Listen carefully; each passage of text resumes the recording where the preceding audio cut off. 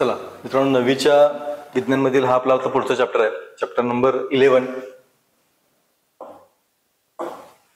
नाव आहे त्याचं प्रकाशाचे परावर्तन. ठीक आहे ना.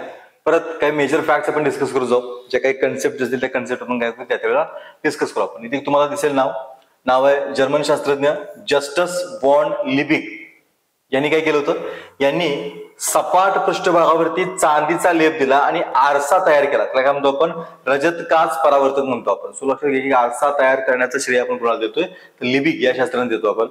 खाली एक स्टेटमेंट महत्वाचं आहे की सपाट आरशात व्यक्तीची पूर्ण प्रतिमा दिसण्यासाठी आरशाची किमान उंची त्या व्यक्तीच्या निम्मी असणे आवश्यक आहे. सपाट आरसा म्हणजे कळते ना, जो आपण घरामध्ये युज करतो तुमचा काय की सपाट आरसा. त्यांचं म्हणणं काय, थेअरी अशी की समजा एखादी प्रतिमा एवढी असेल, त्याची उंची समजा एवढी असेल प्रतिमेची, ठीक आहे ना, तर ही प्रतिमा त्या आरशामध्ये टोटल दिसण्यासाठी आरशाची उंची किती असली पाहिजे. गरज नाहीये की आरसा पण त्याच उंचीचा असावा. त्यांचं म्हणणं असं आहे की थेअरी अशी आहे की एवढ्या उंचीच्या किंवा जी काही प्रतिमा असेल त्या प्रतिमेची पूर्ण उंची त्याच्यामध्ये कव्हर होण्यासाठी आरसा किमान काय असला पाहिजे की निम्म्या उंचीचा असला पाहिजे. अशी थेअरी आहे. तुम्हाला फक्त स्टेटमेंट जे ते स्टेटमेंट आपल्याला माहिती असणं गरजेचं आहे. आणि इथं म्हणजे बघा, सपाट आरशातील प्रतिमा आकाराने स्त्रोता एवढीच तुमच्या असते. जे जो आपण म्हणतो की तुमचा सोर्स आहे, तुमचा जे इमेज आहे, ऑब्जेक्ट तुमचा आहे, त्या ऑब्जेक्ट इतकंच तुमचं काय असेल, तुमच्या आरशातील प्रतिमा तुमची असते. काही स्टेटमेंट आपल्याला माहिती तुमची असणं गरजेचे आहे. म्हणजे हे कसं काय शक्य आहे, तर आपण दोघांच्या मधलं काय की अंतर ऍडजस्ट करून आपण काय करू शकतो की बरोबर अर्ध्या उंचीच्या आरशामध्ये इतकी फुल इमेज आहे ते आपण बघू शकतो. ठीक आहे ना. आता इथे एक फॉर्म्युला आहे, अगदी लक्षात घ्या की फॉर्म्युला फार सोपा आहे. या फॉर्म्युलावरती आत्ताच्या या मागच्या तुमच्या राज्यसेवेच्या प्रिलिम्सचा क्वेश्चन तुमचा आला होता. फॉर्म्युला काय, तर दोन आरसे जर एकमेकासमोर आपण एका ठराविक कोणामध्ये ठेवले, आपण कळते ना, दोन सपाट आरसे काय केले आपण तुम्ही आता बरेच लोक बघतो, आपण सलूनमध्ये वगैरे जातो आपण, तर सलूनमध्ये काय होतं की तुमच्या समोर एक आरसा असतो, पाठीमागे आपला आरसा असतो. आपल्याला कळतं की त्या आरशामध्ये प्रतिमा, त्याच्या आरशामध्ये प्रतिमाच्या अगणित प्रतिमा आपल्याला दिसतात तुमच्या. ठीक आहे ना. सो जर त्या प्रतिमांची संख्या जर आपल्याला काउंट करायची असेल तर ती संख्या पण कशी काउंट करणार. ठीक आहे ना. सो ती संख्या काउंट करण्यासाठी की समजा दोन आरसे आपण काय केले की ठराविक अँगल मध्ये एकमेकांशी आपण ठेवले, तर त्या अँगल नुसार त्या आरशांच्या मध्ये किती प्रतिमा बनणार हे शोधण्यासाठी एक फॉर्म्युला आहे. तो फॉर्म्युला काय, तर 360 degree divided by a minus 1. बघा अँगल फॉर्म्युला तुमचा काय, तर एन म्हणजे काय, तर मिळणाऱ्या प्रतिमांची संख्या इज इक्वल टू 360 डिग्री. तर इथं कॉन्स्टंट आहे का, तुमचं चेंज होत नाही. 360 डिग्री डिवायडेड बाय ए म्हटले. ए म्हणजे कळते ना, ए म्हणजे काय म्हणजे आपण आरशातील कोण तुमचे. ठीक आहे ना. जो काय तुमचा असेल तो is equal sorry minus 1. Example घेऊ आपण. समजा ते म्हटले की दोन सपाट आरसे, बघा एक्झाम्पल काय, दोन सपाट आरसे एकमेकांना आपण समजा की एक 90 डिग्री कोणामध्ये ठेवली असते. कळते का क्वेश्चन काय तुमचा, दोन सपाट आरसे एकमेकांना 90 डिग्री कोणामध्ये ठेवले असतील तर त्या आरशांच्या मध्ये मिळणाऱ्या प्रतिमांची संख्या काढा म्हणते. सो आपल्याला आता फॉर्म्युला काय तुमचा, एन काढायचा आहे आपल्याला, बरोबर आहे का. एन म्हणजे काय, प्रतिमांची संख्या जी आपल्याला काढायची आहे, इज इक्वल टू 360 तुमचा आयचं घेतला आपण. ठीक आहे ना. ए म्हणजे काय, आरशामधील कोण किती आहे तो 90 डिग्री आहे, तो आपण खाली घेतला. आणि -1 तुमचा आहे, आपण काही कॉन्स्टंट ठेवला आपण. 0 0 गेलं, 9 चोक 36, 4 वजा 1 3. याचा अर्थ काय की तुम्हाला 90 डिग्री कोण असताना मिळणाऱ्या तुमच्या प्रतिमेची संख्या किती असेल, तर 3 इतकी तुमची असेल. जसं तो कोण तुमचा बदलत जाईल त्यानुसार तुमचं काय होणार की यांची संख्या बदलत जाणार. फार सिंपल फॉर्म्युला आहे, काही अवघड नाही. परत रिपीट करतो, 360 भागिले तुमचं काय की आरशांच्या मधल्या कोण -1 एवढं केलं की तुम्हाला काय मिळेल, त्याचं उत्तर मिळून जाईल. लक्षात ठेवा. ठीक आहे ना. पुढे जाऊया. आता काय म्हटलं बघा, आता एक प्रकार घेतला आपण आरशाचा, त्याचं नाव आहे अंतर्गोल आरसा. इंग्लिश म्हणतो आपण त्याला कॉन्केव्ह मिरर म्हणतो आपण. तुम्ही इमेज बघा, अंतर्गोल आरसा तुमच्या की थोडासा चक्रीय टाईपचा तुमचा काय की आरसा येतो, आणि त्या चक्रीय टाईपच्या आरशामध्ये बघतो आपण तुमच्या केला अंतर्गोल आणि बहिर्गोल असे आपल्याला दोन काय मिळतील की प्रकार बघा तुमचे. एक करून बघतो आपण. काय म्हणतो बघा, जर गोलाकार पृष्ठभागाचा आतला भाग म्हणजेच अंतर्भाग चकचकीत असेल तर त्याला अंतर्वक्र आरसा म्हणतात. आतल्या पृष्ठभागावरून काय होईल की प्रकाशाचं परावर्तन होईल. समजून घ्या, कळते का बघा. समजा एक असा गोल आहे, ठीक आहे, आणि त्या गोलाचा आपण काय केलं की समजा अर्धा भाग केला आपण थोडासा. ठीक आहे ना, अर्धा भाग, हाफ मिसाल साइड आहे तुमचं. ठीक आहे ना. थोडंसं हे क्लिअर करूया. असा अर्धा भाग घेतला आपण साईडला. ठीक आहे. आता आपण बघितल्याप्रमाणे की आरसा तयार करायचा असेल तर आपण काय केलं पाहिजे की जी काच आहे ना त्या काचेचा एक भाग तुम्हाला काय केला पाहिजे की थोडासा की एक असा पदार्थ लावला पाहिजे ज्यानं तो भाग तुमचा अपारदर्शक बनेल. जसं आपण बघतो तुमचा घरातला आरसा असतो त्याच्यामागे एकतर सिल्वर कोटिंग असतं किंवा काय असतं आपण बघतो की एकतर रेड कलरचं कोटिंग असतं. ते कोटिंग करणं गरजेचं आहे. तो कोटिंग केले काय बघतो आपण तिथून तुम्हाला कुठल्या गोष्टी दिसणार नाहीयेत. मग तुम्ही पुढच्या बाजून काय करू शकता तुम्ही त्या आरशामध्ये आपली इमेज बघू शकता. ठीक आहे ना. तर तसं जर समजा आरसा काय की गोलाकार तुमचा आरसा असेल आणि त्या गोलाकार आरशाचा हा जो भाग बघतो आपण आतला जो भाग आहे ना हा आतला भाग तुमचा कसा आहे की हा काचेचा आहे आणि बाहेरचा भाग तुमचा काय की त्यावरती आपण काहीतरी कोटिंग केलंय. म्हणजे कोटिंग काय तुमचं असेल ते सिल्वर तुमचं असेल किंवा तुमचं गंधर्व तुमचं कोटिंग असेल अशा आरशाला काय म्हणतो आपण तुमचा तर आंतर गोल आरसा. सेम त्या प्रकारे बहिर्गोल आरसा तुमचा काय असेल तेच हा तुमचा आरसा असेल. समजा हे तुमचं आपण समजा इथला भाग जो आहे तो तुमचा कोटेड असेल तुमचा काहीतरी आणि प्रकाशाचा परावर्तन तुमच्या असं होतं याच्यावर तुमच्या होते हे तुमचं असं होईल त्याला काय म्हणतो आपण तर बहिर्गोल आरसा. सिंपल टर्म्स आहे तुमच्या आंतरगोल आरसा आणि तुमच्या बहिर्गोल आरसा लक्षात ठेवा. ठीक आहे ना. पुढे जाऊया. हा आता हे एक टेबल आहे. खरं तर मी हा रेकमेंड करत नाहीये की तुम्ही ह्यात अडकून पडावं कारण का फार कॉम्प्लिकेटेड आहे. मी तर नोट्स मध्ये येऊन ठेवतो. तुम्हाला जर इच्छा असेल तुम्ही हे वाचू शकता यावेळेस तुम्ही हे स्किप करू शकता. काय याच्यामध्ये की वस्तूचं स्थान घेतले त्यावरनं प्रतिमेचं स्थान घेतले त्यामुळे प्रतिमेचं स्वरूप घेतलं प्रतिमेचा आकार घेतलाय जे की थोडंसं लक्षात डिफिकल्ट आहे. ज्यांना शक्य आहे त्यांनी काय करा की हा टेबल वाचून ठेवा. अदरवाईज तुम्ही हा टेबल काय करू शकता की स्किप करू शकता तुमचं. ठीक आहे ना. महत्वाचं काय फक्त आपण तिथं बघून घ्या तुमचं एक एक करून. ठीक आहे ना. हा इथं हा चार पार्ट होतो महत्वाचा तुमचा. हा आता जो आपण आंतरगोल आरसा बघितला ज्याचा आपण स्ट्रक्चर डिस्कस केला. आपण स्ट्रक्चर तुमचं कसं असतं की समजा हा गोली आरसा असेल आणि गोली आरशाचा वरचा भाग तुमचा कसा आहे की खडबडीत आहे म्हणजे त्यावरती आपण काहीतरी कोटिंग केले आणि प्रकाशाचं परावर्तन याच्यावर होत असेल काय म्हणतो आपण आंतरगोल आरसा. त्या आंतरगोल आरशाच्या पासून जे काय म्हणतो की तुमच्या गोष्टी तयार तुमच्या होतात ना त्याचे उपयोग. त्याचबरोबर तुमचा जो बहिर्गोल आरसा बघितला आपण त्यामुळे म्हणतो आपण तुमचा आरसा असा असेल आणि तुमचं काय की हातला पार्ट तुमचा कोटेड असेल आणि बाहेरचा पार्ट तुमचा काय असेल की रिकाम असेल काय म्हणतो आपण बहिर्गोल आरसा.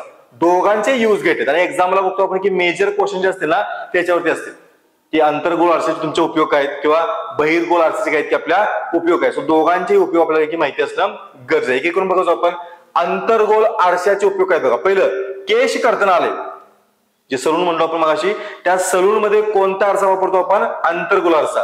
दातांचा दवाखाना जे डेंटिस्ट म्हणतो आपण. ठीक आहे ना. तिथे बघतो आपण की आरशाचा ध्रुव नाभी दरम्यानची वस्तू ठेवली तुमच्या काय तुमची की वस्तू सुलट दिसते आणि आभासी आणि अधिक मोठी प्रतिमा दिसते. बघा लक्षात घ्या.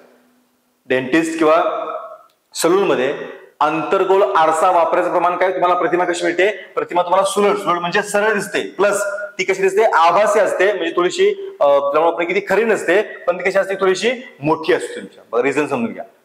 डेंटिस्ट किंवा केश कर्तनालयामध्ये आंतरगोल आरसा वापरायचं कारण काय प्रतिमा सुलट म्हणजे सरळ असते. दुसरं काय म्हणतो ती प्रतिमा तुमची मूळच्या इमेज पेक्षा मोठी असते लक्षात घ्या. ठीक आहे ना. पुढे अजून काय उपयोग आहे बॅटरी आणि वाहनांचे हेडलाईट. आपण बघतो तुमच्या गाड्यांची पुढचा जो हेडलाईट असतो किंवा आपण घरामध्ये जे काय टॉर्च वापरतो टॉर्च तुमच्या पुढचा पार्ट तुमचा असेल ना ग्लासचा तुमचा तर तो जो आहे तो तुमचा काय असेल तर तो आंतरगोल आरसा असेल. रिझन काय रिझन ते बघतो की प्रकाशाचा स्त्रोत नाभीपाशी असतात. आपण बघतो की तुमचा प्रकाश कसा की समांतर झोत मिळतो म्हणजे तुम्ही बघाल की हे तुमचा हेडलाईट आहे तर जो तुम्हाला झोत मिळतो तो सेम असं काय मिळतो की तुम्हाला या लाईन मध्ये मिळतो तुमचं तुम्हाला स्ट्रिप मिळते त्याचं म्हणतो तुमचं काय की हा प्रकाशाचा स्त्रोत समांतर काय करतो आपण तिथं आंतरगोल आरसा वापरतो आपण. फ्लड लाईट्स म्हणजे जिथं बघतो आपण की प्रकाश होत तुम्हाला काय मिळतो की तीव्र लाईट मिळतो. हे पण तुमच्या गाड्यांमध्ये युज करतो आपण फ्लड लाईट तुमच्या लांबच्या गोष्टी बघण्यासाठी तर आपण फ्लड लाईट म्हणतो लक्षात ठेवा. ठीक आहे ना. नेक्स्ट आहे सौर उपकरण लक्षात ठेवा. केश कर्तनालय दाताचा दवाखाना बॅटरी आणि वाहनांचे हेडलाईट फ्लड लाईट्स त्यानंतर सौर उपकरण या सगळ्यांच्या मध्ये आपण कुठला आरसा युज करतोय आंतरगोल आरसा युज करतो लक्षात ठेवा. ठीक आहे ना. पुढं बहिर्गोल आरसा तुमचे उपयोग काय बघा तर गाड्यांच्या वरती उजव्या डाव्या बाजूला तुमचे असणारे आरसे आपण बघतो परत बाईक चालवताना आपल्या दोन्ही साईड तुमचे काही दिसेल की तुम्हाला आरसे दिसतील. ते जे आरसे आहेत ते कोणत्या प्रकारचे आहेत ते बहिर्गोल प्रकारचे आरसे आहेत. ज्यामध्ये बघतो आपण की इमेज जी आहे ना ती इमेज मूळच्या प्रतिमेपेक्षा बघतो आपण की काय की छोटी दिसते आणि बघतो आपण ती कशी असते की सुरट म्हणून तुमच्या लक्षात. ठीक आहे ना. पुढं मोठे बहिर्गोल आरसे बघतो आपण तुमच्या गेटवर चौकात बसवतो आपण. तुम्ही जर बघायला असेल की रस्त्यांना जिथं फार मोठे शार्प टर्न असतात कळतं ना एकदम ज्याला म्हणतो आपण की वळण असं आहे की ते वळण लवकर समजत नाही तर त्या वळणावरती बघतो आपण तुमच्या की तुम्हाला दिसेल की एक स्ट्रक्चर उभं असतं एक असा मोठा तुमचा लोखंडी तुमची हे असेल फ्रेम असेल त्यावर बघतोय तुमचा असं काय की मोठा मोठा आरसा असतो, तुमचा काय असतो की बहिर्गोल आरसा लक्षात ठेवा. दोन्ही आरशांचे बघतो आपण की युजेस आहेत, युजेस फार महत्वाचे आहेत. आपल्या एक्झामला बघतो आपण की तुमच्या विचार शक्यता फार जास्त असते. येस, पुढे बघतोय आपण. याची काही गरज आपल्याला नाही, ठीक आहे.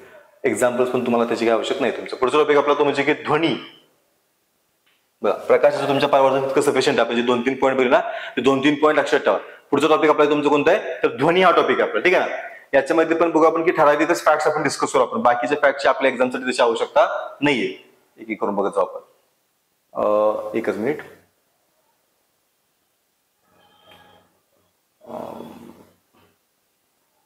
ठीक आहे, बघ हा चॅप्टर सहज बघूया आपण, काय हरकत नाही. हा बघ, ध्वनी ही एक प्रकारची ऊर्जा असून ती आपल्या कानात ऐकण्याची संवेदना निर्माण करते.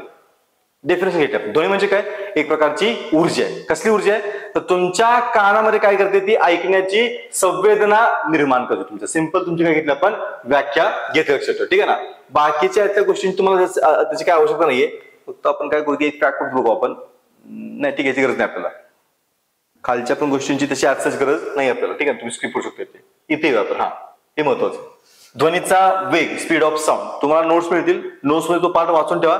समजलं स्किप समजून घ्या, अदरवाईज तुम्ही तो स्किप करून टाका. पण जो पार्ट सांगतोय मी डिस्कस करतो ना, तो मात्र प्रॉपर बघायचा आपल्याला, ठीक आहे ना. काय म्हणतो बघा की ध्वनीचा स्पीड ऑफ साऊंड म्हणतो आपण. काय म्हणते, तरंगावरील संपीडन किंवा विरळण एखाद्या बिंदूने एकक कालावधीत कापलेलं अंतर म्हणजे काय असतो, ध्वनीचा वेग असतो. आता थोडक्यात काय की तुम्ही व्याख्या लक्षात ठेवा किंवा फॉर्म्युला लक्षात ठेवा की वेग इज इक्वल टू काय म्हणतो आपण, अंतर भागिले काल.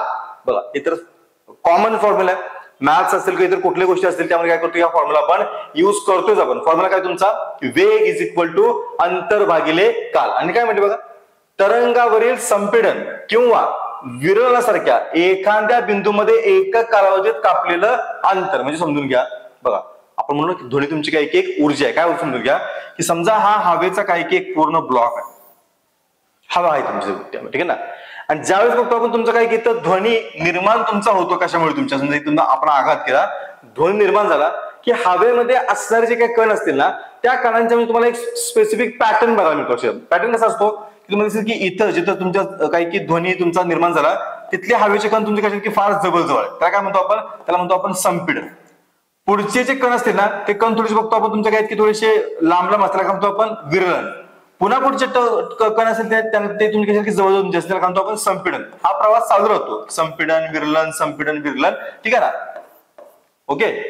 आणि मग दोन संपीडनांच्या मधलं जे काही डिस्टन्स आहे त्याला काय म्हणतो आपण, तुमचं अंतर म्हणणार आपण तुमचं. कारण का बिंदू तुमचा काय असेल की सेम तुमचा असेल. आपण काय केलं, दोन संपीडनांच्या मधलं आपण काय केलं की अंतर मोजलं. तर मागच्या स्लाइड कळलं तुम्हाला. आता ही जी बघा, ही जी तुमची हा जो ग्राफ दाखवलाय तो ग्राफ तेच दाखवतो. म्हणजे समजून घ्या, जिथं ग्राफ वरती तुमच्या काही की उंचवट आहे ना, त्याला काय समजू आपण, त्याला समजू आपण संपीडन, ठीक आहे ना. आणि जिथं ग्राफ तुमचा काय की खाली घ्यायचा, काय म्हणतो तुमचं विरल तुमचा. सो हे एक संपीडन आणि तुमचं दुसरं काय की संपीडन. आणि त्या दोघांच्या मधलं जे अंतर आहे त्याला काय म्हणतो आपण, असं एक चिन्ह दाखवलं, म्हणतो आपण लॅम्बडा. लॅम्बडा म्हणजे काय, तरंग लांबी म्हणतो. काय म्हणतो आपण, तुमच्या ध्वनीची तरंग लांबी असते. कळलं का. दोन तुमच्या काही की जे तुमचे उंचवटे आहेत त्या उंचवट्या मधल्या अंतराला हे सेम खाली पण होईल बरं का.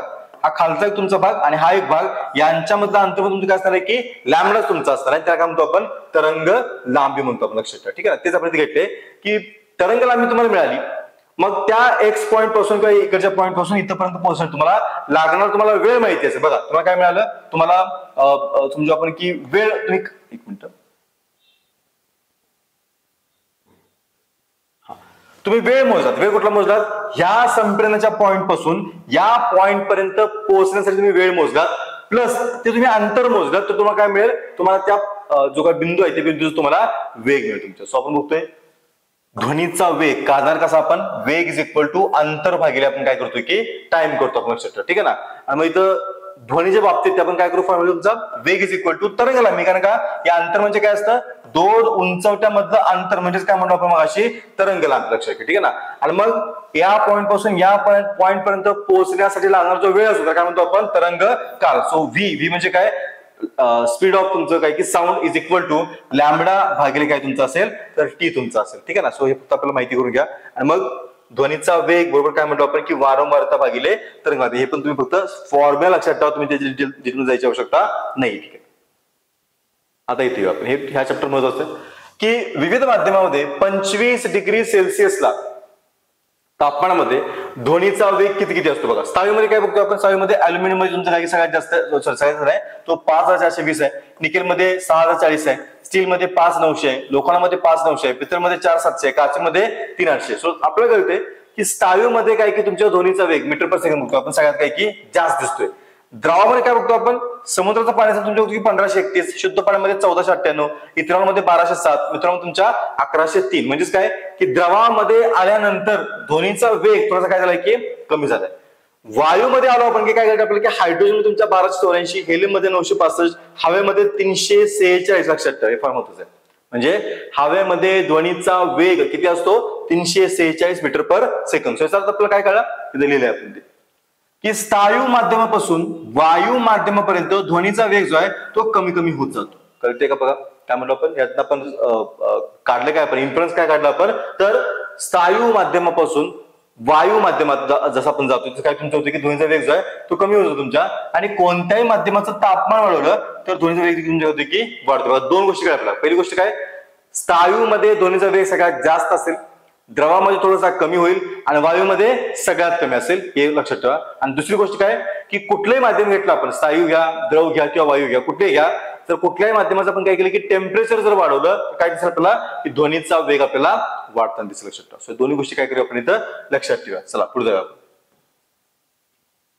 हा या फॉर्म्युलाची काय आपल्याला औषध, हा हे फार महत्वाचं काय म्हणजे श्राव्य ध्वनी, अवश्राव्य ध्वनी आणि श्राव्यातीत ध्वनी. हे मला वाटतं लास्ट काही चॅप्टर्स मध्ये पण याच्याविषयी आपण बोललो होतो. पुन्हा तुमचे काय होते की रिपीट होते, तरी पण आपण काय करू पुन्हा त्याला बघून घेऊ. आपण 3 प्रकार घेतले आपण ध्वनीचे. ठीक आहे ना. काय म्हणतो आपण श्राव्य ध्वनी, ज्याला आपण ऑडिबल साऊंड म्हणतो आपण, अवश्राव्य ध्वनी तुमचं ज्याला आपण अल्ट्रासाऊंड म्हणतो आपण, आणि दुसरं तुमचं काय की श्राव्यातीत ध्वनी तुमचं. ठीक आहे ना. तिघांचा अर्थ काय होतो, तिघांसाठी तुमचे फॅक्ट कुठला माहिती असणं गरजेचं. बघा मानवी कानाची ध्वनी ऐकण्याची मर्यादा 20 हर्ट्ज ते 20,000 हर्ट्ज आहे. कळतंय का, हे फॅक्ट आहे लक्षात ठेवा. मानवी कान, ठीक आहे, ध्वनी ऐकण्याची मर्यादा काय आपली तर 20 हर्ट्ज. हे मागं पण बघितले पुन्हा बघतोय आपण, ते काय आपण 20,000 हर्ट्ज पर्यंत आहे. ठीक आहे ना. एक्झामला देताना मुद्दाम काय करतात ते की 20 हर्ट्ज ते 20 किलो हर्ट्ज दोन्हींचा अर्थ सेमच. लक्षात घ्या. मानवी कानाची ध्वनी किंवा आवाज ऐकण्याची मर्यादा काय तुमच्या म्हणलो आपण 20 हर्ट्ज ते 20,000 हर्ट्ज किंवा 20 हर्ट्ज ते 20 किलो हर्ट्ज, दोघांचाही अर्थ तुमच्या काय की एक होतो. लक्षात. ठीक आहे ना. पुढे बघतोय आपण. याचा अर्थ काय, याचा अर्थ हा 20,000 हर्ट्ज पेक्षा कमीचा ध्वनी आपण ऐकू शकत नाही आणि 20,000 हर्ट्ज पेक्षा जास्त ध्वनी आपण ऐकू शकत नाही. लक्षात. ठीक आहे ना. मग त्याच्यावर बघतो आपण त्यांच्या काही प्रकार पाहिले आपण. इथे प्रकार पहिला बघू आपण की 20,000 हर्ट्ज पेक्षा कमी वारंवारता म्हणजेच अवश्राव्य ध्वनी, काय म्हणतो आपण इन्फ्रासोनिक साऊंड. लक्षात घ्या.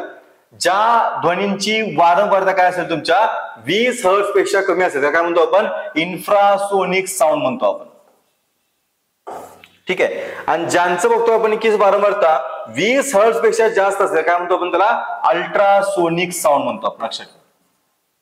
कळलं का, लक्षात घ्या तुमचं. ठीक आहे ना. आणि मग बघतो आपण ते काही एक्झाम्पल घेतले. एक्झाम्पल आपण लास्ट टाइम पण डिस्कस केलं, तुमच्या पर्यंत बघून घ्या. कुत्रा, उंदीर, वाळवंट, डॉल्फिन, प्राणी बघतो आपण की अवश्राव्य ध्वनी तयार करतो तुमच्या किंवा ऐकू शकतो तुमचे. ठीक आहे ना. पुढे बघतोय की 5 वर्षाखालची लहान मुलं असतील, काही कीटक तुमचे काय प्राणी बघतो आपण 25,000 हर्ट्ज पर्यंतचा आवाज जो आहे तो ऐकू शकतो तुमच्या. डॉल्फिन्स असतील, वटवाघळं असतील, उंदीर असतील काय बघतो आपण तुमचं हे श्राव्यातीत ध्वनी निर्माण पण करू शकतात. मागच्या काही चॅप्टर्स मध्ये पण देखील आपण होतो की तुमच्या ध्वनीविषयी आपण काही गोष्टी डिस्कस केलेल्या आहेत. तुम्ही जर ते व्हिडिओ बघितले असतील तुम्हाला ह्या गोष्टी घडली की रिपीट होतो तुमच्या, त्यामुळे आपण काय करतो त्या फास्ट मध्ये बघतो. लक्षात. ठीक आहे ना.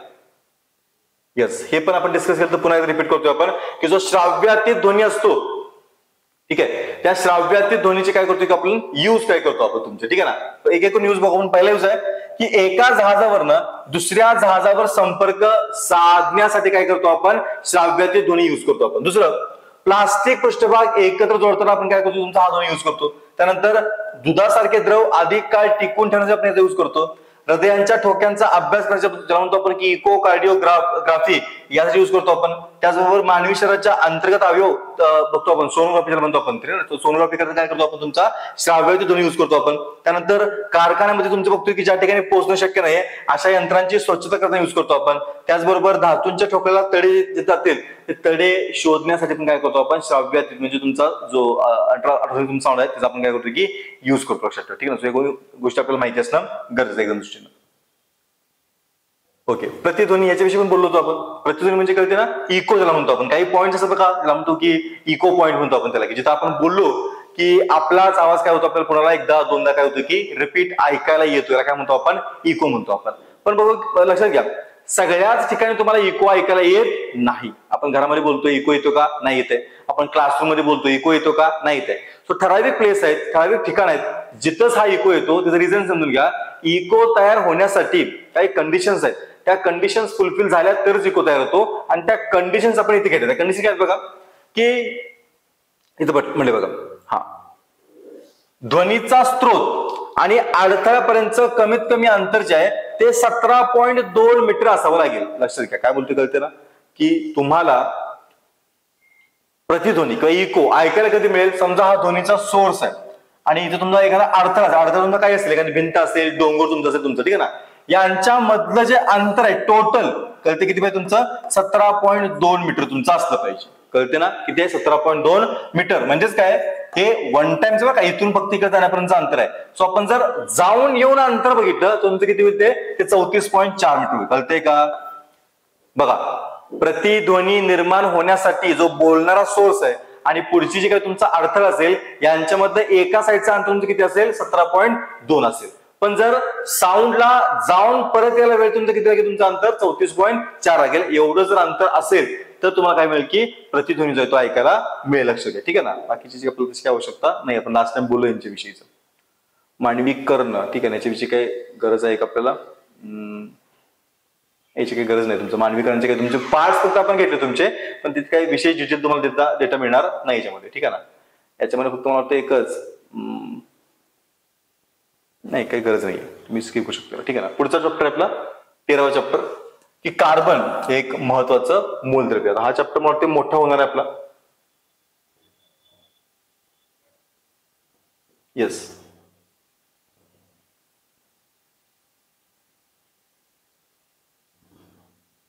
हा चॅप्टर मोठं एक करू आपण. या व्हिडिओमध्ये आपण काय करू की हा पूर्ण चॅप्टर काय करू की कम्प्लीट करू आपण. महत्वाचं चॅप्टर आहे आणि त्या बऱ्याच गोष्टी आपण ऑलरेडी डिस्कस केल्या, त्यामुळे काय फार जास्त वेळ लागणार नाही आपल्याला, ठीक आहे ना.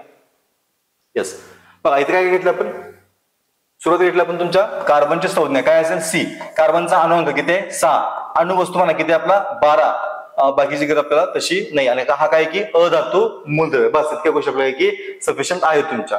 परिचय घेतोय आपण ते शास्त्रज्ञांचा काय म्हणजे बघा, जर्मन रसायनशास्त्रज्ञ ओलर यांनी अमोनियम सायनेट या असेंद्रिय संयुगांपासून युरिया संश्लेषित केला. बघा नाव काय तुमचं सायंटिस्टचं, तर ओलर असं सायंटिस्टचं नाव आहे. केलं काय त्यांनी, तर अमोनियम सायनेट नावाचं काय की असेंद्रिय संयुग आहे, कळतं ना, इनऑर्गॅनिक तुमचं काय की कंपाऊंड आहे. त्याच्यापासून त्यांनी काय केलं की युरिया तयार केला. तेव्हापासून बघतोय आपण की असेंद्रिय संयुगापासून मोठ्या प्रमाणावर सेंद्रिय संयुग तयार केली गेली. कळते ना, ज्याला म्हणतो की ऑर्गॅनिक केमिस्ट्री, इनऑर्गॅनिक केमिस्ट्री किंवा ऑर्गॅनिक मटेरियल तुमचं आणि इनऑर्गॅनिक मटेरियल झालं काय बघा. ओलर यांनी काय केलं, अमोनियम सायनाइड नावाचं तुमचं काय होतं की एक असेंद्रिय संयुग होतं, त्यातनं युरिया तयार केला. आणि तेव्हापासून काय बघतो आपण की असेंद्रिय संयुगापासून मोठ्या प्रमाणात काय केलं आपण, सेंद्रिय संयुग तयार करायला सुरुवात केली आपण. या सर्व संयुगांमध्ये कार्बन हेच मुख्य मूलद्रव्य असल्यानं निष्पन्न झालं. आणि त्यामुळे बघतो आपण की तुमच्या सेंद्रिय रसायनशास्त्राला काय म्हणलो आपण, कार्बनी संयुगाचा रसायनशास्त्र आपण म्हणायला सुरुवात केली. सो फक्त फॅक्ट काय की लक्षात ठेवा तुमची, ठीक आहे ना. नेक्स्ट पुढे जाऊया आपण. हा इथं काय म्हणतो, कार्बनचा आढळ सांगतात, ऑकरन्स ऑफ कार्बन तुमचा कसं कसं आहे बघा, कुठं कुठं सापडतो आपल्याला कार्बन. टॉपिक नंबर, लॅटिन भाषेमध्ये कार्बो म्हणजे कोळसा. यावरून बघतो आपण की कार्बन त्याला काय मिळालं की नाव मिळालं, नाव शिटा काय म्हणतो आपण, लॅटिन भाषा आहे. त्या लॅटिन भाषेमध्ये कार्बो म्हणजे काय, तर कोळसा, आणि त्याला काही नाव तुमचं प्राप्त झालं. निसर्गामध्ये बघतो आपण की कार्बन हा मुक्त व संयुक्त दोन्ही अशा अवस्थेत तुम्हाला सापडतो. मुक्त अवस्थेत तो कार्बन, हिरा, ग्राफाइट या अवस्थेत आढळतो.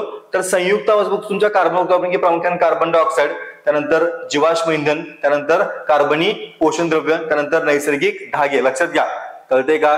कार्बन तुम्हाला निसर्गात काय म्हणतो आपण की दोन्ही रूपात सापडतो. पहिले काय म्हणतो आपण तुमचं एकतर मुक्त अवस्थेत. मुक्त अवस्था कोणती तुमची? एकतर कार्बन मध्ये सापडतो तुमच्या, हिरा म्हणून सापडतो तुमच्या, किंवा ग्राफाईट तुमचं, जे की त्याची काय की मुक्त अवस्था आहे. याच्या व्यतिरिक्त काय बघतो आपण तो संयुगांच्या रूपात, म्हणजेच काय इतर जे मूलद्रव्य असतील ना, ते इतर मूलद्रव्यांच्या रूपात काय करतो की कॉम्बिनेशन मध्ये पण तुम्हाला काय सापडतोय की कार्बन सापडतोय. आणि ती कॉम्बिनेशन आपण काय केलं तुमच्या परत एक 4 प्रकारांच्या मध्ये डिवाइड केलं आपण. काय काय बघतो? पहिलं कार्बन डायऑक्साईड, प्रामुख्यानं कार्बोनेटच्या स्वरूपात तुम्हाला सापडतो. त्यामध्ये प्रामुख्याने कॅल्शियम कार्बोनेट किंवा मार्बल किंवा कॅलमाइट तुमचा असेल. दुसरा आहे जीवाश्म इंधन, ज्यामध्ये प्रामुख्याने दगडी कोळसा असेल, पेट्रोलियम असेल, तुमचे नैसर्गिक वायू असतील. तिसरा आहे तुमचा कार्बनी पोषण द्रव्य, ज्यामध्ये बघतो आपण की पिष्टमय पदार्थ असतील, प्रथिन असतील किंवा मेद असतील. आणि चौथं तुमचं नैसर्गिक धागे, ज्यामध्ये कापूस, लोकर किंवा तुमचं रेशीम असेल. त्यामुळे बघतो तुमचा कार्बन द्रव्य आपल्याला सापडतो. इकडे एक आपण छोटासा बॉक्स आहे, त्यामध्ये काय म्हणतो की त्याला म्हणजे विज्ञान कुपी. पृथ्वीच्या कवचामध्ये सुमारे 0.27% काही की कार्बन आहे. मग अशा तुमचा ऑक्सिजन किती होता? 21%. आणि बघतो आपण तुमचा इथं कार्बन डायऑक्साईड किती पर्सेंट तुमचा आहे? तर 0.27% लक्षात ठेवा तुमचं, ठीक आहे ना. असून तो कार्बोनेट, कोळसा, पेट्रोलियम इत्यादी रूपात काय की तुम्हाला तो सापडतो, लक्षात ठेवा, ठीक आहे ना. आणि मग कार्बन डायऑक्साईड जो बघतो आपण, तो कार्बन तुमचं किती? फक्त 0.03% लक्षात घ्या, ठीक आहे ना. बघा डिफरन्स आहे, गोंधळून जायचं नाहीये. काय म्हणले? पृथ्वीच्या कवचामध्ये 0.20% काय आहे तुमचा? कार्बन आहे. पण वातावरणामध्ये आपण कार्बन डायऑक्साईड वायूचा विचार केला तर तो तुमचा किती आहे? फक्त 0.03%. जो प्रश्न काय विचारते तुमचं काय तुमचं उत्तर ठरणार आहे. पुढे बघतो आपण महासागराच्या तळाशी असलेल्या काही प्रकारच्या वनस्पती पाण्यातील कार्बन रूपांतर काय बघतो आपण की कॅल्शियम कार्बोनेट मध्ये करताना तुम्हाला दिसतील. फक्त फॅक्ट लक्षात ठेवा तुमची, ठीक आहे ना. येस. पुढचा पॉईंट आहे तो म्हणजे कार्बनची अपरूपता. पुढे तुमची काही अपरूपता म्हणजे ॲलोट्रॉपीची व्याख्या घेतली की निसर्गात काही मूलद्रव्य एकापेक्षा अधिक रूपात आढळतात, ज्यांचे रासायनिक गुणधर्म जरी सारखे असले तरी भौतिक गुणधर्म भिन्न असतात. आणि मूलद्रव्यांच्या गुणधर्म काय म्हणतो आपण? अपरूपता म्हणतो. व्याख्या लक्षात ठेवा. अपरूपता किंवा ॲलोट्रॉपी म्हणजे काय? तर त्यांच्या म्हणण्याप्रमाणे की निसर्गामध्ये आपण जे काही मूलद्रव्य बघतोय ना, तर ती मूलद्रव्य बघतो आपण की एकापेक्षा अधिक रूपात तुम्हाला बघायला मिळतील, ज्यांची काय म्हणतो आपण की केमिकल फॉर्म्युला सेमच असतो, मात्र त्यांचं काय बघतो आपण की भौतिक गुणधर्म कशा असतील तुमचे थोडेसे वेगळे असतील. या गुणधर्माला काय म्हणतो आपण? अपरूपता असं म्हणतो आपण, लक्षात ठेवा, ठीक आहे ना. आणि मग या कार्बनच्या अपरूपांचा विचार केला आपण तर पहिले तुमचं कोणतं आहे? तर काही तुमची स्फटिक रूप असतील, ठीक आहे ना. तर त्या स्फटिक रूपांच्या बघतो आपण तुमचे प्रामुख्यानं 3 स्फटिक रूप आहेत तुमचे. एक एक करून बघू आपण. तुमचं पहिला आहे हिरा. काय बघतो आपण? कार्बनचे अपरूप बघतोय आपण, ज्यांचं बघतो आपण की केमिकल फॉर्म्युला सेमच असणार, फक्त डिफरन्स काय त्यांच्यामध्ये? डिफरन्स त्यांच्या भौतिक गुणधर्मामध्ये काय की त्यांच्या फरक असेल. पहिला तुमचा कोणता? हिरा. तर भारतामध्ये प्रामुख्याने बघतोय तुमच्या की हिरा जो आहे तो गोवळकोंडा तेलंगणामध्ये भाग आहे सापडतो, किंवा पन्ना मध्य प्रदेश सापडतो तुमच्या. त्याचबरोबर भारतामध्ये बघतो आपण दक्षिण Africa, Brazil, Belgium, Russia, America या ठिकाणी देखील तुमचा हिरा सापडतो. रचना विचार केला आपण तर हिऱ्यात प्रत्येक कार्बन अणू हा शेजारील 4 कार्बन अणूंशी सहसंयुज बंधाने बांधलेला असतो. फॅक्ट लक्षात घ्या, महत्वाचे. काय महत्वाचे? रचना महत्वाची. हे तर तुमच्या गोष्टी तुम्हाला मिळतील तुमच्या पुस्तकात तुमच्या, किंवा तुम्ही जॉग्राफीत पण या गोष्टी वाचता. पण लक्षात ठेवा की भारतात हिरा सापडतो कुठं? गोवळकोंडा तेलंगणा, तुमचं पन्ना मध्य प्रदेश तुमचं, ठीक आहे ना. इकडे बघतो आपण की हिऱ्याच्या रचनेचा विचार केला आपण तर यातला जो प्रत्येक कार्बन अणू आहे तो शेजारच्या 4 कार्बन अणूंशी बघतोय आपण सहसंयुज बंधाने जोडलेला असतो. आता सहसंयुज बंध काय असतो मागच्या आपण व्हिडिओमध्ये डिस्कस केलेला तुमचा. आपण जे काय की केमिकल बॉन्ड्स असतात तुमचे, मग ते आयनिक बॉन्ड तुमचा असेल किंवा कोव्हलंट बॉन्ड तुमचा असेल, ठीक आहे ना, यांच्याविषयीचं डिस्कशन आपण केलेलं आहे. तुम्ही ते व्हिडिओ बघून घ्या, मग तुम्हाला तो पॉईंट कळून जाईल की सहसंयुज बंध म्हणजे नेमकं काय ते, ठीक आहे ना. आणि या अशा त्रिमतीय रचनेमुळे हिऱ्यांना काय मिळतं की तुमच्या काठिण्य बघायला मिळतं. हे तुमच्या काही हिऱ्याची रचनेचा भाग आहे. पुढे जाऊया आपण. गुणधर्म काय तुमच्या हिऱ्याचे? पहिला गुणधर्म आहे की त्याची घनता आहे ते 3.5 ग्रॅम सेंटीमीटर क्यूब इतकी असते. द्रवणांक जो आहे तो जवळपास 3500 डिग्री सेल्सिअस तुमचा असतो. आणि पुढे बघतो की ऑक्सिजनच्या सानिध्यामध्ये 800 डिग्री सेल्सिअस तुमचा हिरा काय की तापवला त्यातनं CO2 बाहेर पडतो. आणि या प्रक्रियेत बघतो की CO2 शिवाय तर कुठल्याही उत्पादन तुमचं शिल्लक राहत नाही. पुढे बघतो आपण की हिरा जो आहे तो कोणत्याही द्रावकामध्ये विरघळत नाही. हिऱ्यावरती बघतो आपण की आम्ल असेल, आम्ल असेल यांचा कोणताही परिणाम होत नाही.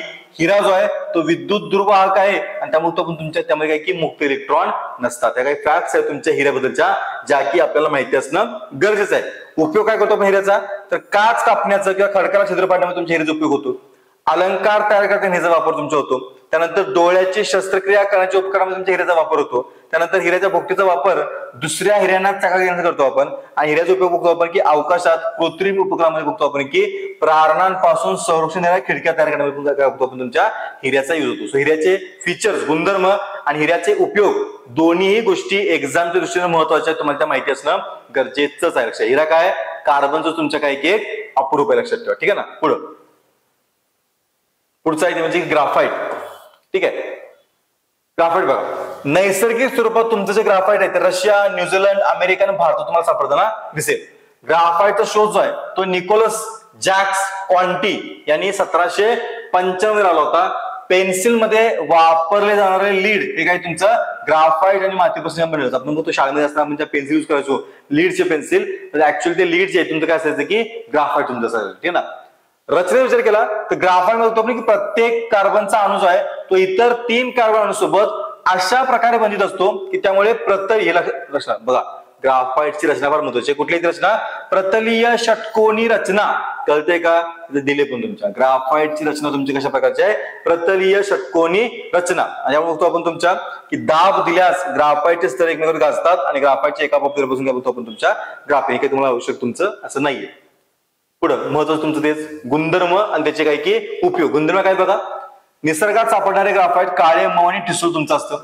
ग्राफाईट मध्ये आतील संपूर्ण स्तरामध्ये मुक्त इलेक्ट्रॉन तुमचे फिरत असतात. म्हणजे काय की तुमचा तो विद्युत सुवाहक असतो. महत्वाचं आहे बघा. हिरा मागाशी बघितलं आपण, हिरा काय विद्युत दुर्वाहक आहे, पण आपण म्हणतो की तुमच्या कार्बनचं तेच वापरू तुमचं काय की ग्राफाईट काय की विद्युत सुवाहक आहे. ठीक आहे ना. त्यानंतर थरांच्या रचनेमुळे बघतो की कागदावरती उमटू शकतो तुमच्या बोलू आपण की पेन्सिलमध्ये, पेन्सिलच्या लीड मध्ये आपण काय करू तुमचं ग्राफाईट तुमचं युज करू शकतो. ठीक आहे ना.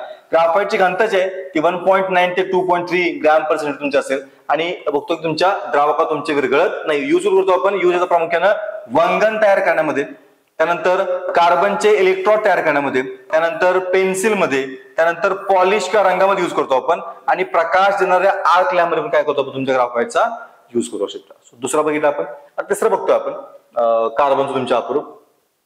त्याचं नाव आहे फुलेरिन. ठीक आहे ना. हे फार कमी प्रमाणात सापडतं. ठीक आहे ना. आणि मग याच्याविषयीच्या काही गोष्टी बघतो आपण की C60 या फुलेरिनच्या कार्बन शोध बघतो आपण की हॅरॉल्ड क्रोटा, रॉबर्ट कर आणि रिचर्ड स्मॉल यांनी काय की तुमच्या ना नोबेल प्राइज पण त्यांना मिळालं होतं. याच्याविषयी बघतो मेजर फॅक्ट बघू आपण. फक्त गुणधर्म बघू आपण, गुणधर्माचे उपयोग बघू आपण. बघा, फुलेरिन रेणू जो आहे तो बकी बॉल किंवा बकी ट्यूब्स या स्वरूपात तुम्हाला आढळतो. तिचे स्ट्रक्चर बघतो आपण. त्यानंतर रेणू साधारणतः बघतो आपण की 30 ते 900 कार्बन तुमचे असतात. कार्बनी द्रावकांच्या मध्ये द्रवणीय असतो. उदाहरणार्थ तुमचा कार्बन डायसल्फाइड तुमचं किंवा तुमचं क्लोरोबेन्झिन. उपयोग काय बघायचा, उपयोग बघतो की विसंवाहक मध्ये युज करतो आपण. तर ते का कार्बनचं तुमच्या बघा एक प्रत्येकाचे युज वेगळे तुमचे असतात. ठीक आहे ना. सो जो फुलेरिन आहे त्या फुलेरिनचा युज करतो आपण विसंवाहक, म्हणजे कळतं ना की म्हणतो आपण की जो संवाहकाच्या विरुद्ध काम करतो तुमचं. ठीक आहे ना, की जिथं कंडक्टरच्या अगेन्स्ट काम करतो तुमचं.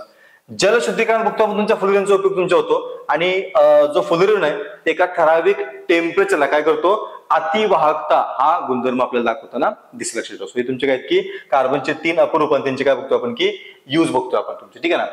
यांची हे पण महत्वाचं तुमचं. जसे आपण कार्बनची काय बघितली तुमच्या की स्फटिकी तुमची अपरूप बघितली, तशी अस्फटिकी अपरूप तुमची कोण कोण आहेत. त्यामध्ये प्रामुख्याने दगडी कोळसा, पीठ, त्या दगडी कोळसा प्रकार बघतो आपण. बघा काय बोलतो आपण, कार्बनची अस्फटिकी रूप बघतोय. त्यामुळे पहिला तुमचं कोणतं आहे, दगडी कोळसा. ठीक आहे ना. दगडी कोळशामध्ये प्रामुख्याने काय तुमचे असेल कार्बन, हायड्रोजन, ऑक्सिजन तुमच्या गोष्टीमध्ये असतील. काही प्रमाणात नायट्रोजन, फॉस्फरस आणि सल्फर. लक्षात ठेवा, फॅक्ट आहे. जो दगडी कोळसा म्हणतो आपण त्या दगडी कोळशामध्ये काय काय असतंय, काय काय तुमचं असेल तर त्यामध्ये कार्बन आहे, हायड्रोजन आहे, ऑक्सिजन आहे, अजून काय तुमचं असेल काही प्रमाणात तुमचं नायट्रोजन, फॉस्फरस आणि सल्फर तुमचं असेल. लक्षात ठेवा. आता हा जो दगडी कोळसा आहे त्या दगडी कोळशा परत काय बघतो तुमचे परत 4 प्रकार आहेत तुमचे. कुठले कुठले, पहिला आहे पीठ. काय बघतोय कळते का, कार्बनची अस्फटिकी रूप बघतोय आपण. त्याचं तुमचं पहिलं काय म्हणून आपण दगडी कोळसा. त्या दगडी कोळशा परत काय बघतो आपण तुमचे 4 प्रकार. पहिला पीठ, ते ना ही काय बघतो आपण कोळसा तयार होतानाची पहिली पायरी आहे. त्याला आपण पीठ म्हणतोय, ज्यामुळे होतं की कार्बनचं जे प्रमाण आहे ते 60% पेक्षा कमी असतं, त्याला काय म्हणतो आपण की कमी दर्जाचा कोळसा म्हणतो आपण त्याला. दुसरा आहे लिग्नाइट, ज्याच्यामध्ये होतं की कार्बनचं प्रमाण तुमचं किती आहे 60 ते 70% आहे आणि कोळसा तयार व्हायची की दुसरी पायरी आहे तुमची, थोडासा उच्च दर्जाचा कोळसा तुमचा. तिसरा आहे बिट्युमिनस, यामध्ये बघतो तुमचा कार्बनचं प्रमाण जे आहे ते 70 ते 90% असतो, हा तुमचा काय की एकदम फाईन लेवलचा कोळसा असतो. आणि चौथा तुमचा अँथ्रास आहे, ज्यामुळे तुमचं की 95% तुमचा कार्बन असतो. तो सगळ्यात बेस्ट कोळसा तुमचा कोणता असेल तर तो आहे तुमचा अँथ्रासाइट. 2 नंबरचा बिट्युमिनस, 3 नंबरचा लिग्नाइट, 4 नंबरचा पीठ. हा क्रम देखील लक्षात ठेवा. कार्बनच्या प्रमाणानुसार तुमच्या काय की कोळशांचं जे काही तुमचे प्रकार आहेत ना लक्षात ठेवा. मी परत रिपीट करतो, अँथ्रासाइट जो सगळ्यात बेस्ट कोळसा आहे, ज्यामध्ये 95% आसपास तुमचं काय की कार्बन आहे. बिट्युमिनस ज्यामुळे तुमचे की 70 ते 90% तुमचा काय की तुमचा कार्बन असेल. लिग्नाइट ज्यामध्ये तुमचं की 60 ते 70% तुमचं कार्बन असेल. आणि पीठ ज्यामध्ये काय बघतो आपण तुमच्या जवळपास 60% पेक्षा कमी काय असेल की कार्बन तुमचं असेल. दुसरा जो प्रकार तुमचा येतो म्हणजे की चारकोल. कशाचा प्रकार बघतोय आपण अस्फटिक रूपांचा प्रकार बघतो आपण. चारकोल आहे जो की प्राण्यांपासून तयार होणारा चारकोल तुमचा असतो, त्यामध्ये प्राण्यांची हाडं शिंग यामध्ये असतात तुमचं. आणि वनस्पती तयार होतो त्यामध्ये बघतो तुमच्या त्याला चारकोल म्हणतो आपण. आणि तो कसा तयार तुमचा होतो लाकडाच्या अपुऱ्या हवेत केलेल्या ज्वलनापासून काय बघतो तुमच्या चारकोल तयार करू शकतो फक्त, ठीक आहे ना, बाकी काय त्यात महत्वाचं नाही. आता इथे घेतलं आपण कोळशांचे उपयोग घेतोय आपण, ठीक आहे ना. काय उपयोग होतो तुमच्या इंधन म्हणून उपयोग आहे. कोक, कोल, गॅस, कोल टार हे तयार करताना तुमचा उपयोग आहे. विद्युत निर्मिती केंद्रामध्ये उपयोग आहे. जलशुद्धीकरण केंद्रामध्ये तुमचा उपयोग आहे. त्यामध्ये तुमचा एक प्रकार कोक आहे, त्याचा उपयोग काय करतो आपण दगडी कोळशातून कोल गॅस काढून घेतल्यावर उरलेला तुमचा भाग आहे काय म्हणतो आपण कोक म्हणतो आपण. कोकचा उपयोग काय घरगुती इंधन म्हणून वापरतो, क्षपनक पण युज करतो आपण. वॉटर गॅस, प्रोड्युसर गॅस तयार करून काय करतो आपण तुमचा जो कोक आहे तो कोक युज करतो. सो कोळशाचे आणि कोकचे दोघांचे काय युज जे आहे ते युज व्यवस्थित बघून ठेवा. एक्झामला ह्याच्यावरती पण क्वेश्चन विचारला जाऊ शकतो, ठीक आहे ना. नेक्स्ट पुढचं आहे ते म्हणजे कार्बन डायऑक्साईड. आता हे तुमच्या कार्बनचं जे ग्रुप आहे तुमचं, ज्याचं रेणूसूत्र काय CO2, वस्तुमान त्याचं रेणुस्तुमान 44 आणि त्याचा द्रवणांक जो आहे तो किती आहे -56.6. लक्षात ठेवायचा कार्बन डायऑक्साईडचा द्रवणांक किती द्रवणांक करते ना. जर तुम्हाला कार्बन डायऑक्साईड काय करायचंय की द्रव रूपात रूपांतर करायचं आहे तर तुम्हाला टेम्परेचर किती खाली आणलं पाहिजे तर -56.6 डिग्री सेल्सिअस आवडलं का. सापडतो कुठं हवेमध्ये सापडतो आपल्या मुक्त स्वरूपात किंवा तुमच्या बघतो आपण की इतर स्वरूपात तुमच्या प्रामुख्याने खडू, शाबादी फरशी इतर रूपात तुम्हाला तो सापडतो. उपयोग काय तर फसफसणारी शीतपेय तयार करण्यासाठी, म्हणजे आपण तो थम्सअप पितो, स्प्राईट पितो, त्यामुळे जो काय फेस येतो ना त्या फेसामध्ये तुमचा काय असतो की कार्बन डायऑक्साईड तुमचा असतो, ठीक आहे ना. शुष्क बर्फ आहे त्याचा वापर कुठे करतो आपण तर शीत कपाट, म्हणजे तुमचे जे मोठे मोठे रेफ्रिजरेटर तुमचे असतात त्यामध्ये काय करतो आपण तुमचा हा ड्राय आईस किंवा तुमचा शुष्क बर्फचा आपण वापर करतो तुमचे, ठीक आहे ना. त्याचबरोबर बघतो आपण तुमच्या सिनेमा नाटकामध्ये तुमचे धोक्यासारखा परिणाम म्हणजे बघतो ना आपण की तुमच्या पिक्चर मध्ये किंवा हल्ली बघतो आपण लग्नामध्ये तुमच्या काय होतं की अचानक धूर येतो बघा तुमचा, ठीक आहे ना.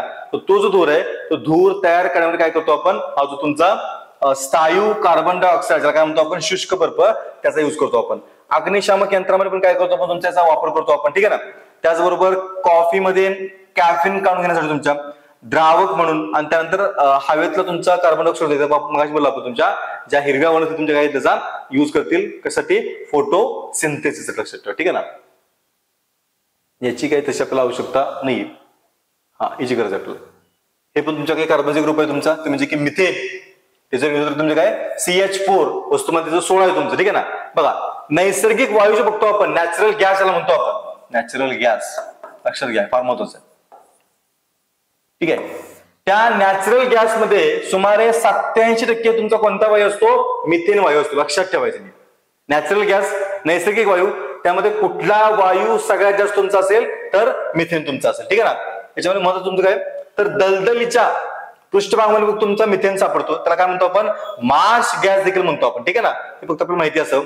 आणि दुसरीची काय गरज आपल्याला तुमचं गोंधळ काय तुमच्या तर द्रवणांक बघतो तुमचा काय की 182 डिग्री तुमचा वजा 182 डिग्री, उत्कलनांक तुमचा काय की वजा 161 डिग्री तुमचा असेल. वायू रंगहीन आहे, घनता पाण्यापेक्षा कमी आहे आणि बघतो आपण की द्रवणी तुमचा असतो, बाकी गोष्टी लक्षात ठेवा. आणि वायू मध्ये काय की सापडतो तुमचा गोष्टी फक्त माहिती पण असेल. यातलं काय आपल्याला आवश्यक आहे का यातलं आपल्याला उपयोगाचं हा हे फक्त उपयोगाचं हे आपल्याला की मिथेनचे उपयोग काय बघा. उपयोग बघा वस्त्रोद्योग, कागद निर्मिती, अन्न प्रक्रिया उद्योग, पेट्रोल शुद्धीकरण इत्यादी उद्योगात तुमच्या काय करतो आपण मिथेन युज करतो, लक्षात घ्या. प्रत्येक जो आपण काय मुद्दा बघतोय ना त्याचे उपयोग जे बघतोय आपण ते उपयोग फार महत्वाचे असतात. एक्झामिनेशनवरतीच ठरल्याप्रमाणे काय की क्वेश्चन असतील तुमचे. ठीक आहे ना. अजून उपयोग बघा खालच्याची काही गरज तशी नाहीये. हा इथं बघा घरगुती इंधन म्हणून काय करतो आपण तुमच्या मिथेनचा युज करतो आपण. ह्या दोन गोष्टी फक्त काय करा की लक्षात ठेवा मिथेनच्या बाबतीतल्या. हे काय बायोगॅसचा तुमचा पार्ट असेल. ठीक आहे ना. इथं म्हणलं बघा बायोगॅस की हे स्टेटमेंट लक्षात ठेवा की बायोगॅसमध्ये सुमारे 55 ते 60% तुमचा काय असेल की मिथेन असेल.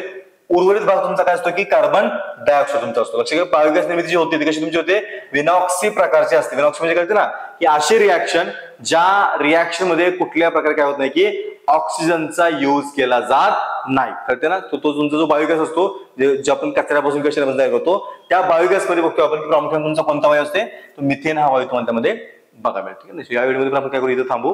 उरलेला पाठ काय करू आपण नेक्स्ट व्हिडिओमध्ये कम्प्लीट करू. ठीक आहे ना. थँक्यू व्हेरी मच मित्रांनो.